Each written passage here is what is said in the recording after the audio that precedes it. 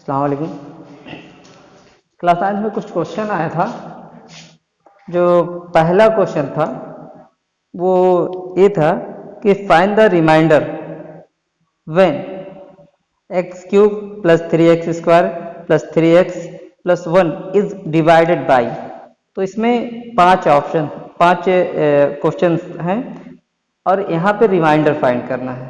तो अब यहाँ पे हम क्या करते हैं, तो चौथा क्वेश्चन का आया था सॉल्व करने के लिए। तो चौथा क्वेश्चन मैं बताने जा रहा हूँ कि चौथा क्वेश्चन किस तरह से हम सॉल्व करते हैं कि अगर मान लो पी एक्स जो है polynomial in the form of x इसको कहा जाता है। हाँ, तो पी एक्स की जो वैल्यू यहाँ पे दिया हुआ है, जैसे x cube plus 3x square, x cube plus 3x square, हाँ, उसके बाद फिर दिया है 3x प्लस 1, 3x प्लस 1, ठीक है, पॉलिनोमियल दिया है।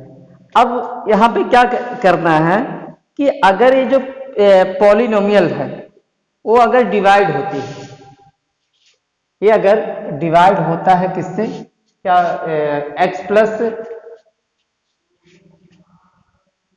प्लस पाई से डिवाइड होता है तो रिमाइंडर कितना होगा। तो रिमाइंडर मान लो कितना होगा, अब डिवाइड करें, रिमाइंडर कितना हो जाएगा, रिमाइंडर यानी पी एक्स यानी एक्स की जगह पे हम क्या रखेंगे, माइनस पाई रखेंगे। अच्छा, ये कैसे समझ में आया कि माइनस पाई रखेंगे, क्योंकि अगर हम इसको मान लें x इक्वल टू 0 तो x इक्वल टू कितना हो जाएगा, a इस तरफ आ जाएगा तो माइनस पाई हो जाएगा। अब x की जगह पे हम यहाँ पे क्या करते हैं, माइनस पाई रखते हैं। तो अब यहाँ पे a वाला साइन यहाँ आ गया, यानी माइनस पाई के ऊपर क्यूब हो गया, ठीक। उसके बाद प्लस, हाँ, 3 माइनस पाई का स्क्वायर हो गया, प्लस 3 और माइनस पाई हो गया, प्लस 1। बात समझ में आ रहा है ना। अब हम यहाँ क्या करते हैं, यहाँ पे जो साइन है, साइन माइनस है और माइनस के ऊपर ऑड पावर आता है तो माइनस, अगर ऑड पावर किसी भी साइन के ऊपर आता है तो वही साइन रहता है, और इवन पावर अगर किसी साइन के ऊपर आता है तो उसकी साइन क्या होती है, प्लस के ऊपर आता है तो इवन है तो प्लस ही रहेगा। माइनस के ऊपर अगर इवन आता है तो, अगर माइनस के ऊपर इवन पावर आता है तो माइनस की साइन चेंज हो जाती है, ये इतना याद रखना है। अगर माइनस वाले के ऊपर इवन पावर आता है तो माइनस क्या हो जाता है, प्लस हो जाता है। तो यहाँ माइनस के ऊपर ऑड पावर आ रहा है, यानी माइनस इंटू माइनस, तो ये दोनों मल्टीप्लाई हुए हो गया प्लस, और यहाँ बचा क्या, माइनस। अब प्लस माइनस क्या हो जाएगा, माइनस हो जाएगा, यानी अब यहाँ बचेगा कितना, माइनस, ठीक। पाई का के ऊपर कितना पावर हो गया, 3 पावर, ठीक, प्लस, सॉरी, अब यहाँ पे देखो प्लस ये है 3 है, स्क्वायर माइनस इंटू माइनस क्या हो जाएगा, प्लस हो जाएगा, और पाई के ऊपर कितना पावर हो गया, 2 पावर हो गया। उसके बाद प्लस और माइनस, माइनस हो गया 3 पाई प्लस 1। एक कब होगा रिमाइंडर, इतना होगा। जब रिमाइंडर कितना होगा, इतना होगा, कब, जब हम x की जगह पे माइनस इतना रखेंगे तब इतना होगा। आया समझ, रिमाइंडर विल बी, क्या कहते हैं कि इफ, अब यहाँ पे कैसे लिखेंगे हम कि if px is divided by, if px is divided by x plus pi, यहाँ लिखना पड़ेगा if px is divided by x plus pi then the remainder will be, हाँ, इतना हो जाएगा। तो p, इसका मतलब समझ में आ रहा है कि रिमाइंडर विल बी इतना, इसका मतलब समझ में आ रहा है कि रिमाइंडर विल बी a। इसका मतलब ये हुआ कि रिमाइंडर कितना होगा, जब हम उसमें पाई की वैल्यू, जहां x है, x की जगह जब पाई रखेंगे तब रिमाइंडर इतना हो जाएगा, मतलब रखने के बाद a हो जाएगा। मतलब रिमाइंडर विल बी इतने का मतलब क्या हुआ कि रिमाइंडर कब मिलेगा, जब हम x की जगह पे इतना रखेंगे तब हमें रिमाइंडर मिलेगा। रिमाइंडर विल बी मतलब इफ पी एक्स, यानी ए वाली चीज अगर डिवाइड होती है इससे, अगर डिवाइड होती है इससे, तो रिमाइंडर इतना हो जाता है। रिमाइंडर इतना होने का मतलब ये हुआ कि जहां जहां पे x है वहां वहां पे हम माइनस पाई रखेंगे, तो जो रिजल्ट हमें आएगा वो रिमाइंडर होगा, यानी ए रिमाइंडर। बात समझ में आ गया? जो रिजल्ट मिलेगा वो रिमाइंडर होगा। ठीक, अब अगला क्वेश्चन,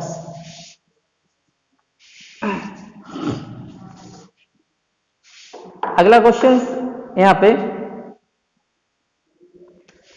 अब इसके बाद T4 का दूसरा, हाँ, जो अगला क्वेश्चन है वो ये कह रहा है कि use the factor theorem to determine whether gx is a factor of px in each of the following. हाँ, कि gx px का फैक्टर है या नहीं। अब यहां पे कैसे करेंगे, जैसा कि अब देखो px की वैल्यू कितना है, अब यहां पे px इक्वल टू कितना दिया हुआ है, 2x cube plus x square minus 2x, 2x cube plus x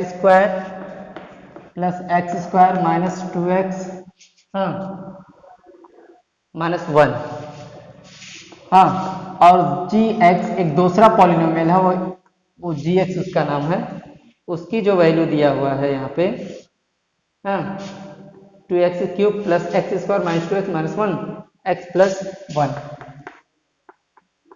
अब इस क्वेश्चन में क्या करना है, अब यहाँ पे जैसे कि दिया हुआ है, क्या दिया हुआ है कि gx क्या है, फैक्टर है px का, ये इसका फैक्टर है।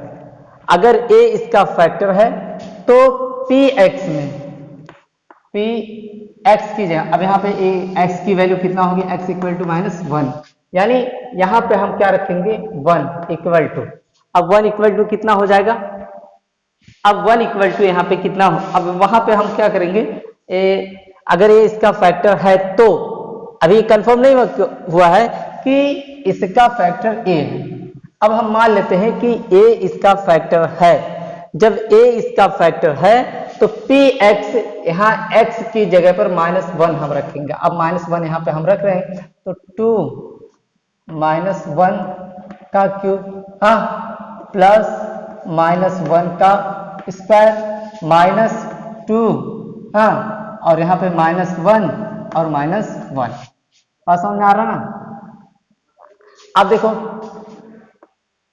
माइनस 1 को 3 बार लिखेंगे तो माइनस 1 ही मिलेगा, माइनस 1 को माइनस ही मिलेगा, माइनस माइनस प्लस और प्लस माइनस माइनस, तो माइनस 1 इंटू 2 कितना हो गया, माइनस 2 हो गया। ठीक, माइनस 2 हो गया। उसके बाद प्लस यहाँ पे 1 का स्क्वायर करेंगे 1 ही होगा। उसके बाद माइनस माइनस प्लस हो गया और ये कितना हो गया, 2 1 जा 2, हाँ, माइनस 1। अभी माइनस 1 इससे कैंसिल हो गया, ये इससे कैंसिल हो गया, यानी अब यहाँ पे रिमाइंडर कितना आ रहा है, 0 आ रहा है। इसका मतलब ये हुआ कि gx इसका फैक्टर है।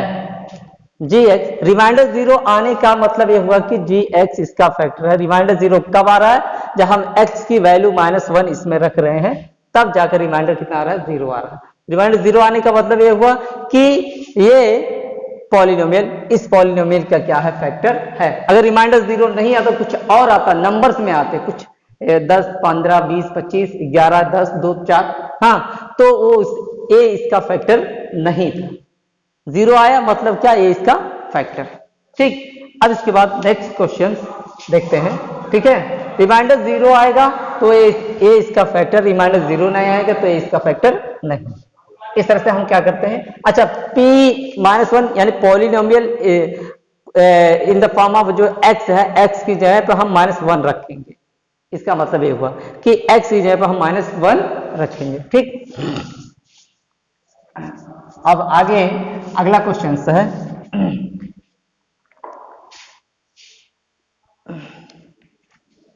अगला क्वेश्चन यहाँ पे क्या कह रहा है, एक क्वेश्चन और आया था कि फैक्टराइज करना है, इसको फैक्टराइज करना है। फैक्टराइज में जैसे यहाँ पे दिया था एक्स क्यूब, हाँ, x cube plus 13x square, x cube plus 13x²। हाँ, और उसके बाद फिर क्या है 32x प्लस 32x। हाँ, और उसके प्लस 20 ठीक है। x³ plus 13x² plus 32x plus 20, ये वाला क्वेश्चन है। अब एक चीज यहाँ पे देखना है कि इसको किस तरह से हम सॉल्व करेंगे। अब सबसे पहले इसमें देखो जो कांस्टेंट है यहाँ पे कौन 20 है, ये वाला है। अब इसको किस तरह से फैक्टराइज किया जाता है मैं वो तरीका बता रहा हूँ। कांस्टेंट नंबर जो है ये 20 है। अब 20 का अगर हम पॉसिबल फैक्टर निकालें तो कितना होगा, 1 होगा, 2 होगा, 4 होगा, 5 होगा, 10 होगा और 20 होगा। 1 होगा, 2 होगा, 4 होगा, 5 होगा, 10 होगा और 20 होगा। अब इसके आगे ±1 भी हो सकता है, +-2 भी हो सकता है, +-4 भी हो सकता है, प्लस या -5, प्लस या -10, प्लस या -1। इसको फैक्टर थ्योरम कहते हैं, ध्यान देना। Remainder sorry. अब यहां पे देखो इन 1 2 3 4 5 6 20 20 के इतने फैक्टर हो सकते हैं, पॉसिबल फैक्टर हो सकते हैं इसके। हाँ, अब क्या करते हैं, इसमें से कोई एक लेते, यहां से एक लेते हैं। अब इसमें से जैसे x = -1 लेते हैं। हाँ, x = -1। हाँ, तो x + 1 इधर आएगा = 0। अब इससे हम क्या करते हैं, इसमें डिवाइड करने की कोशिश करते हैं। अब यहाँ पे डिवाइड जब करेंगे तो कितना है, x³ प्लस 13x²। हाँ, प्लस 32x प्लस 20। ठीक है। अब इसमें जो हमारा एक फैक्टर है इससे हम डिवाइड करते हैं। हाँ, अब डिवाइड जब किए यहाँ पे, हाँ, तो कितनी बार जाएगा, यहाँ पे x है, यहाँ पे 3x², यहाँ पे x के ऊपर 3 पावर है, यहाँ पे 1 पावर, यानी x के ऊपर 2 पावर की हमें जरूरत है। ठीक, अब कितना हो जाएगा, x³ हो गया। उसके बाद इसका इसमें जब मल्टीप्लाई किया कितना हो गया, x²। ठीक, अब माइनस माइनस कैंसिल हो गया, 13 में से 1 गया, 12x²। ठीक है, अब प्लस 32x प्लस 20। ठीक है। अब इसके बाद हम कितनी बार लेंगे, यहाँ पे x है, यहाँ 12x² है, यानी अब हमें जरूरत कितने की है, 12x की है। कैसे पता चला 12x की है, इसमें हम इससे डिवाइड करेंगे। देखो 12x² में x से डिवाइड करते हैं, ये इससे कट गया, यानी बचा यहाँ कितना, 12x बचा। यानी अगर हम इससे इसमें मल्टीप्लाई कर देते हैं तो इतना मिल जाएगा। ठीक है, तो इसलिए हम 12x से लिए। ठीक, तो 12x² हो गया। उसके बाद इसमें मल्टीप्लाई करें, 12 का नाम 12x घटा दो, ये माइनस कैंसिल हो गया, यहाँ 32 0 हो गया, और यहाँ कितना बचा, यहाँ पे 3 में से 1 गया, 2 20 आया, x प्लस 20। ठीक है। अब हम क्या करते हैं, इसमें इससे डिवाइड करते हैं, यानी 20x में x से डिवाइड करें तो x कैंसिल हो, यानी 20 बचेगा। यानी अब यहाँ हमें कितने की जरूरत है, 20 की जरूरत है। 20 में हम इसमें मल्टीप्लाई कर दिए, 20x हो गया और इंटू 20। हाँ, ये पूरा कैंसिल 0। यानी अगर मैं, हाँ, इतना ये समझ में आ रहा है ना, अब इसको मैं मिटा दे रहा हूं। हाँ, इसके आगे जो स्टेप आएगा यहाँ पे, अब इतना बराबर इसके इतना बराबर हम क्या करते हैं, इतना इंटू इतना लिखेंगे तो इतना मिलेगा। यही पता है ना कि अगर हम इसको इसमें मल्टीप्लाई करते हैं तो इतना जाकर मिलता है। यानी अब एक कितना हो गया, x + 1 और दूसरा हो जाएगा x² प्लस 12x प्लस 20। हाँ, अब क्या करेंगे यहाँ पे अब हम इसको फिर आगे और फैक्टराइज करेंगे। अब x + 1, अब यहाँ पे हमारा इजी हो गया ना। अब हम क्या करेंगे, x² मल्टीप्लाई करने पे 20 आना चाहिए, जोड़ने पे 12 आना चाहिए, तो 10 दूना 20, 10 2 12। हाँ, अब ये कितना हो गया, यहाँ पे 2x प्लस 10x। हाँ, प्लस 20। ठीक, अब ये कितना हो जाएगा आगे, x प्लस 1 ये हो गया।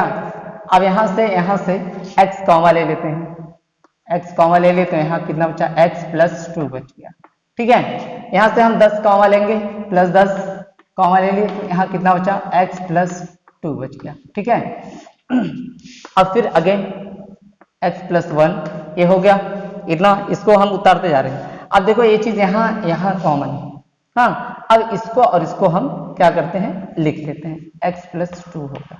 ठीक है, बचा क्या, ये वाला बचा और ये वाला बचा, और ये हो जाएगा x प्लस 10 हो जाएगा। ठीक है, ये हमारा इसका फैक्टराइजेशन ये है। बात समझ में आया।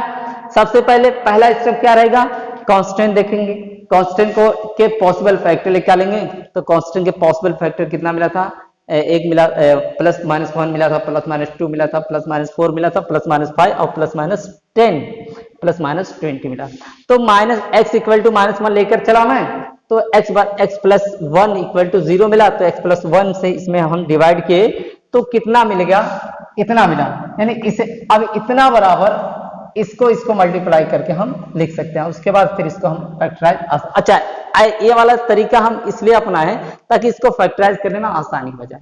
इस तरह से हम फैक्टराइज बड़ी मुश्किल हो जाता है करने में, और गलतियां भी हो जाती है। ठीक, नेक्स्ट क्वेश्चन। ठीक है,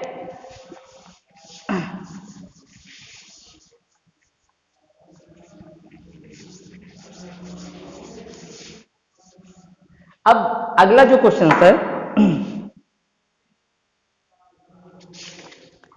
अगला जो क्वेश्चन है वो ये है, इसको भी फैक्टराइज करना है, यानी 2x स्क्वायर, उसके बाद y square plus 8z square plus y square plus 8z square. हाँ, उसके बाद फिर क्या है, minus 2 root 2 x y, minus 2 root 2 x y. ठीक है, उसके बाद फिर क्या है,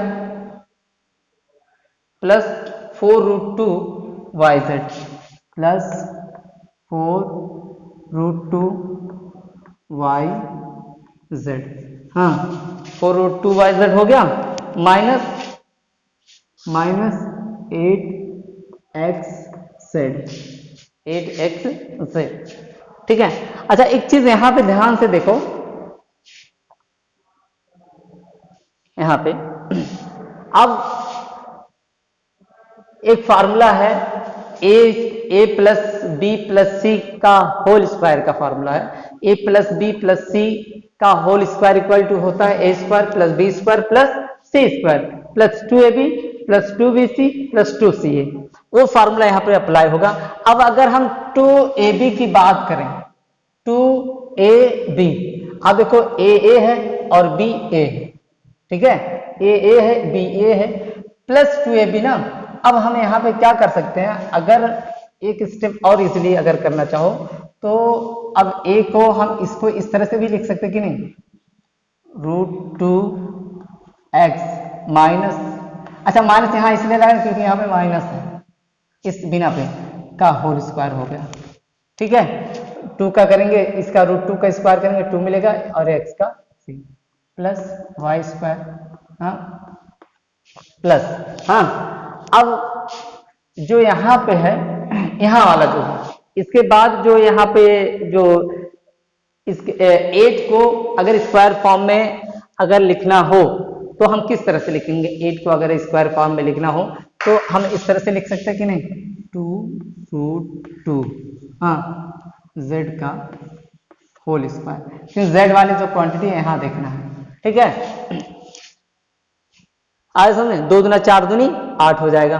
अब इसको भी प्लस, हाँ, अब यहाँ पे देख लो, ये जो माइनस है ये इसका माइनस है, इधर आके आगे हो है 2 इंटू, हाँ, रूट माइनस यहाँ कर दूँ रूट 2x और इंटू वाई, ये वाई यहाँ हो गया ये, हाँ ये ए वाला है, ये बी वाला। ठीक है, प्लस 2 यहाँ हो गया 2, हाँ, वाई जेड अब देखो 2 इंटू वाई, हाँ, इंटू हाँ, z की वैल्यू यहाँ कितना है 2√2 z। देखो बराबर है कि नहीं, 2 दूना 4 √2 हो गया। अब फिर प्लस यहाँ करेंगे, हाँ, अब यहाँ पे 2 हाँ zx हाँ इंटू z हाँ इंटू माइनस z की वैल्यू कितना है, सॉरी z की वैल्यू यहाँ पे कितना है 2√2 हाँ हाँ, और z और x की वैल्यू यहाँ पे कितना देख लो, वहाँ पे -√2x हो गया। ठीक है, अब देखो a² b² c² plus 2ab plus 2b यानी a हो गया, c यानी a हो गया, प्लस 2 हाँ ac या ca, तो c की वैल्यू यहाँ है, a हो गया c और a की वैल्यू यहाँ, यानी अब ये फार्मूला बन गया किसका, कौन सा, a plus b plus c का whole square equal to a² plus b² plus c² plus 2ab plus 2bc plus 2ca। हाँ, अब ये वाली चीज है इसके बराबर है, तो इसको हम समेट एकदम इकट्ठा करके कितना हम लिख सकते हैं, इक्वल टू, इसके बराबर में हम इतना लिख सकते हैं कि -√2x plus y plus 2√2z का होल स्क्वायर। अब इसको हम 2 बार लिख देंगे। ठीक, इसके हाँ, ये वाला स्टेप समझ में आ गया, आइडेंटिटी पे है, इसके आगे नहीं आएगा अगर समझ में तो व्हाट्सअप कर देना, बाकी मैं और सॉल्व कर दूंगा। ठीक है, अस्सलाम वालेकुम।